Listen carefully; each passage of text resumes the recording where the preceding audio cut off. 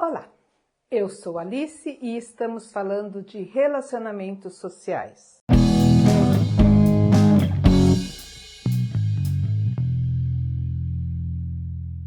É muito comum nos locais de trabalho ter competição ao invés de cooperação.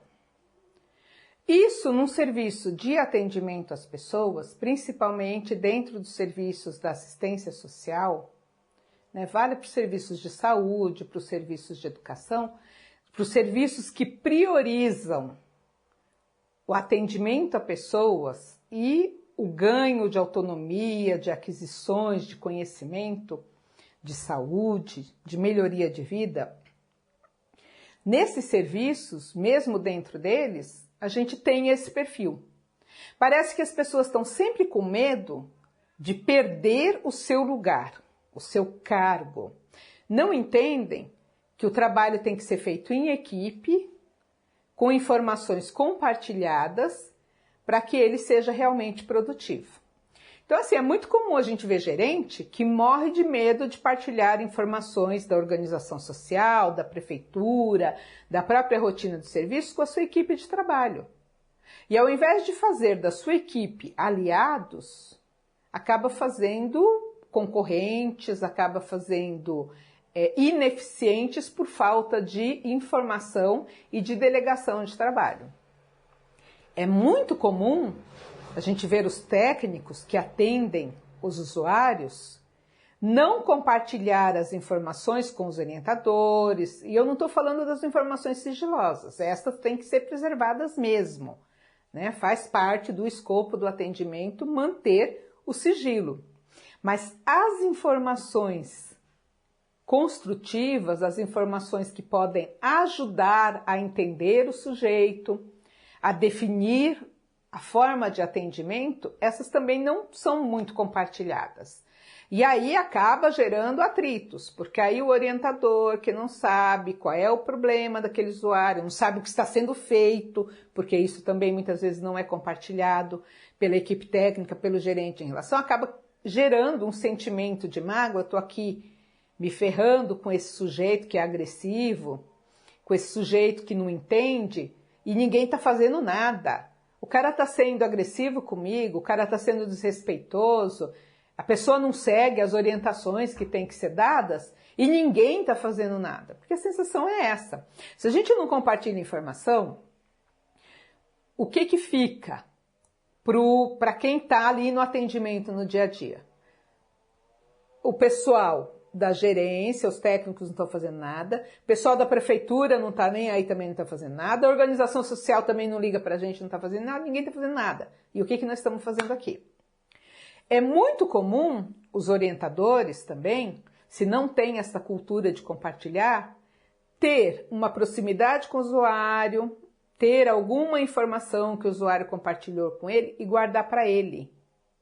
Perceber uma forma, porque com esse sujeito é mais fácil a gente falar pausadamente, devagar, tem que baixar o tom de voz, senão ele acha que está brigando com ele. Com esse sujeito eu posso falar mais claramente, eu posso falar coisas do dia a dia, porque ele entende, ele tem um nível de entendimento bom. Com esse aqui eu tenho que usar essa outra maneira. E às vezes o orientador tem todas essas ferramentas, já sabe o que fazer com cada um e também não compartilha com a equipe porque não tem o hábito da troca. E se eu ensinar para o outro como fazer, aí eu não vou ser mais importante, porque todo mundo vai saber fazer. E qual vai ser o meu valor? Qual vai ser o meu destaque? Só que o objetivo não é esse, não é a competitividade. E nós somos seres competitivos nessa sociedade que nós estamos. A gente foi educado e a gente é desafiado todos os dias para competir. Isso fica muito claro quando a gente vai fazer um processo seletivo ou uma reunião de capacitação com a equipe e que você trabalha a dinâmica de grupo. Dinâmica é uma ferramenta muito interessante de ser utilizada, desde que ela seja bem entendida, bem utilizada por quem está coordenando, porque ela vai dando para a gente vários elementos, tanto para analisar aquele grupo, aquela pessoa, quanto para trabalhar. A dinâmica ela tem que ser usada como ferramenta de avaliação e ferramenta de desenvolvimento de trabalho. Então fica muito claro que às vezes você coloca uma dinâmica que é para cooperação e os participantes entram numa competição. É para ganhar todo mundo no final, mas não é o que acontece. Você vê ali, dividiu em 2 grupos ou 2 pessoas, já automaticamente eu quero ganhar dela. É nosso, é do ser humano, é da nossa estrutura social, esta coisa de competir. Só que dentro dos serviços que trabalham com desenvolvimento de pessoas, tem que existir cooperação, tem que existir compartilhamento de informações, tem que existir desenvolvimento tanto do conhecimento quanto das habilidades das pessoas para lidar com as situações. Tem que ter delegação, você tem que ter um sistema em que o fulano é responsável pelas roupas, que a gente vai fazer bazar ou que a gente vai dar para os usuários, ele que organiza, ele que separa, tem um responsável. Aí o responsável fica doente e vai embora. Ninguém vai lá pegar roupa, o usuário chega, está precisando de uma roupa, a gente está numa situação que precisa ser resolvida naquele momento, mas ninguém sabe onde a pessoa separa, onde ela deixa, o que pode pegar, o que não pode. Isso vale para tudo, para a cozinha, isso vale para as coisas que são competências do gerente também, né? O gerente é responsável pelos funcionários. Ele tem que saber o perfil do funcionário, a função de cada um, as possibilidades, as potencialidades de cada um, né? Ele tem que resolver as demandas, os atritos, os conflitos do dia a dia, mas não dá para fazer sozinho. O serviço é 24 horas e o gerente trabalha 8 por dia. E aí quando o gerente não está, e essas 8 tem reuniões externas, tem compras, tem outras coisas para serem feitas. Quando ele não está, ninguém resolve? A briga fica aqui em suspense, esperando ele voltar para ele poder resolver? Não. Tem que ter um segundo, um terceiro, tem que ter uma equipe que possa resolver isso. Então, delegar é muito importante. A cozinha tem lá a sua rotina, seu cardápio, sua forma de fazer, o que vai fazer de alimentação, o que tem que tirar, tem que descongelar. A cozinheira sabe disso. Se a cozinheira não vier, tem que ter uma auxiliar que sabe. E se acontecer algum problema de transporte público, por exemplo, e que nenhuma das duas venha, alguém minimamente tem que ter informação para assumir aquilo numa situação de emergência. Então, o compartilhar informação é maneira de garantir que o serviço continue. E em relação aos usuários do serviço, isso é mais importante ainda, porque cada um de nós tem um jeito de lidar com a pessoa, e cada pessoa tem um jeito em que ela reage melhor ou pior conforme ela for atendida, conforme ela for acessada. E a gente precisa saber disso para facilitar o dia a dia, o entendimento, o desenvolvimento do trabalho. A gente tem nas equipes funcionários que, para dar bronca, a pessoa consegue chamar a atenção, mostrar o problema, sem agredir o outro, de uma forma produtiva, construtiva, e ela é a pessoa certa para chamar a atenção. Outros têm a habilidade do abraço, do aconchego, do fazer a pessoa se sentir mais acolhida. Vamos identificar e aproveitar essas habilidades. O gerente, que ele não consegue compartilhar informação, que ele não consegue delegar, que ele fica com essa sensação, se a coisa deu certo, né, é porque eu sou um bom gerente e eu conduzi a equipe devidamente. Se a coisa deu errado, a culpa é daquele funcionário ali. Foi ele que não seguiu a orientação. O gerente que tem essa visão, ele não vai conseguir ser muito produtivo com a sua equipe, porque vai ter os momentos em que a equipe vai se sentir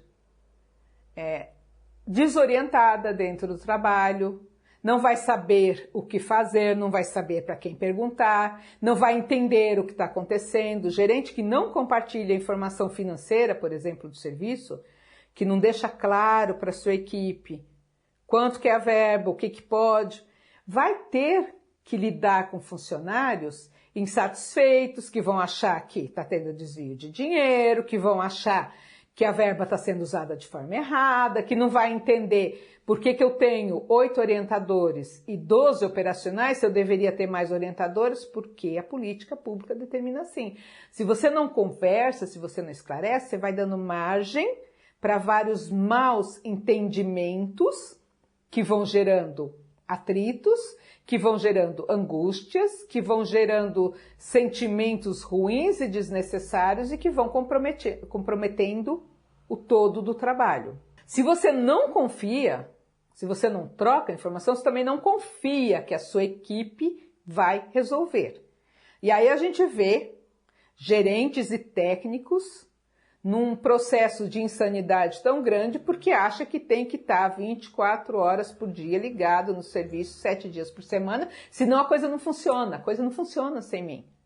Né? Gerente que não tira férias nunca, técnico que não quer tirar férias, não quer sair porque acha que a coisa não vai funcionar se ele não tiver. E aí isso é maléfico para a saúde da gente. A gente tem que ter a clareza da nossa importância, do nosso papel no serviço, mas a gente tem que ter o cuidado, né, com a nossa saúde, com a nossa sanidade, com a nossa vida pessoal. As coisas têm que ter equilíbrio. E isso vale para o gerente, para o técnico, para qualquer funcionário do serviço.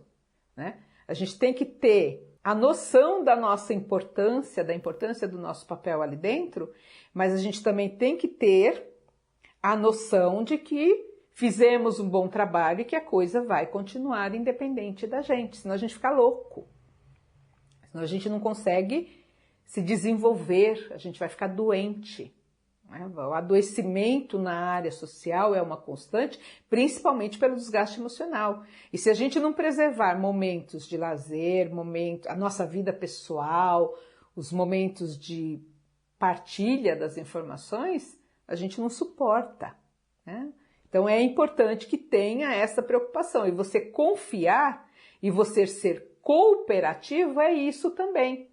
É respeitar o seu momento e o momento do outro, é dividir a informação, é saber que todo mundo tem dias bons e dias ruins e que a gente tem que identificar isso e partilhar. Tem que desenvolver dentro dos serviços, das equipes, um relacionamento de amizade. Tá? Não precisa ser o melhor amigo do outro, vou levar para minha casa, vou tomar cerveja junto, vou compartilhar as festas, não, porque é um ambiente de trabalho.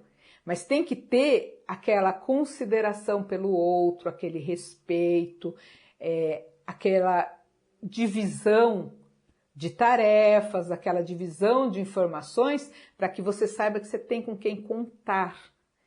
Né? Então, é preciso que tenha um empenho da equipe em momentos de confraternização, em momentos de conhecimento, que desenvolva minimamente um sentimento de amizade, ou de que eu posso contar com o outro, que ele é meu companheiro nessa jornada.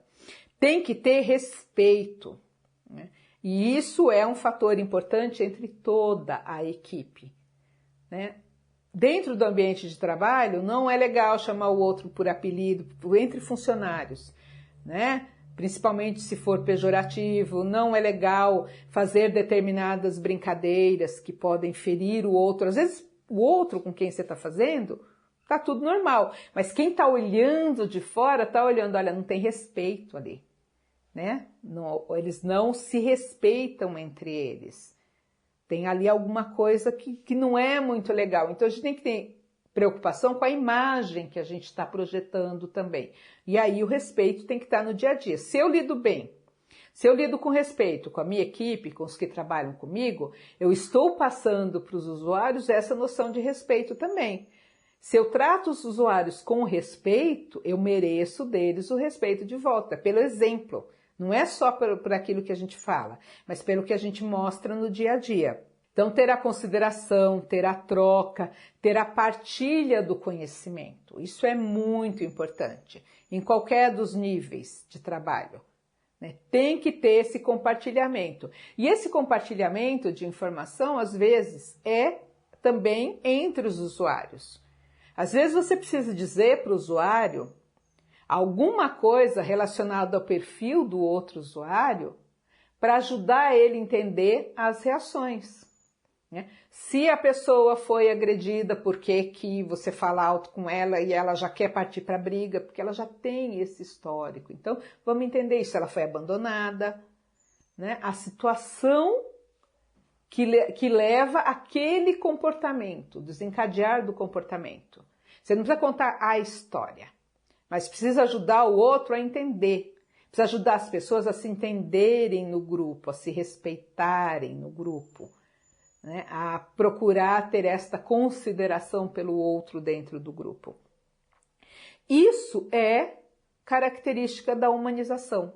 Se você consegue pegar todas essas ferramentas e compartilhar com a equipe, compartilhar com os usuários, promover este ambiente de consideração, de respeito mútuo, né? Você está humanizando o serviço e está garantindo que aquele atendimento vai ser o mais humanizado possível e vai contribuir para o crescimento individual e coletivo. Então, pense, quando você tiver o impulso da competição, lembre-se que a gente é muito mais produtivo, muito mais eficiente se partirmos do princípio da cooperação. Procure usar esse princípio, essa ferramenta no seu dia a dia, no seu trabalho. Isso vale para a nossa casa também, com as pessoas que a gente convive. Um trabalho compartilhado, né, ele é mais leve, mais fácil de ser levado, muito mais prazeroso e demonstra a consideração pela outra pessoa. Então pense nisso. Por hoje é isso, eu sou Alice, estamos falando de relacionamentos sociais. Não deixe de se inscrever, de curtir, de compartilhar e se quiser comentar, nós vamos olhar com bastante atenção. Obrigada e até a próxima!